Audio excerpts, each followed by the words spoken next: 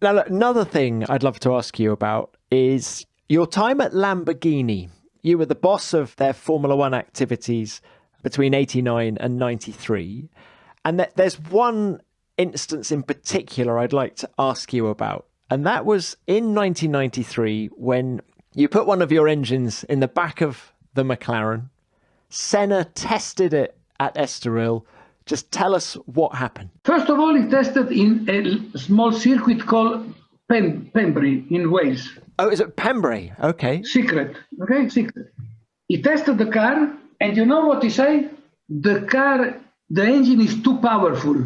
Yeah, show me the engine power, the curve, And this engine was really very powerful, but he had the camel curve, I don't know, that lot of power, little torque. We went back to Modena. We modified the camshaft and the air intakes. So the curve of the engine was much more linear, Smoother. So we went to Estoril, we beat the record. We went to Silverstone, we beat the record. Did Senna drive on all three occasions? Senna drove in Pembrey, and I think in one occasion was Hakkinen driving. But also Hakkinen break the record of the previous Grand Prix. And Ayrton tried to convince Ron that he want to race the last two races, Japan and Australia, with the Lamborghini engine with the same car. That was made by Giorgio Scanelli, the chief engineer in McLaren, in 30 days. They just changed the back end. They put the Lamborghini that was a 12-cylinder and not 8-cylinder. And the car was just fantastic. And Ayrton want to race the last two races with the Lamborghini, not with the Cosworth. But for contractual reason, for logistic reasons, etc., it was not possible. One night, was 10 o'clock, I was still in my office because we were just packaging two engines that we were sending to Woking for the next test with McLaren. And the telephone ring, no mobile phone, the telephone on my desk ring. Hello, I am Ron.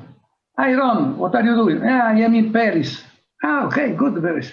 Daniel, I have to give you a bad news. What happened, Ron? I just signed a contract with Peugeot. What? With Peugeot?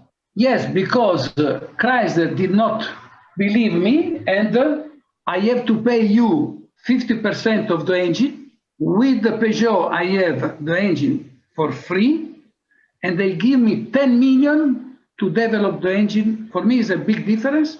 I have to take care of my business, and even if your engine is good, I am sure that Peugeot will do a good job because they will transform the engine from Le Mans 24 hours into a Formula One engine. And don't send the two engines that you're supposed to send tonight to Woking but you told to the boss of Chrysler that a shake hand is more important than a 1,000-page contract. Ron, what can I do?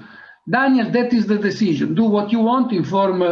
And that was the end of the story, but not the end of the story, because Ayrton didn't want to race with McLaren and the Peugeot, and he was right because they blew all the engine all the time. He went to Williams, and you know the end of the story.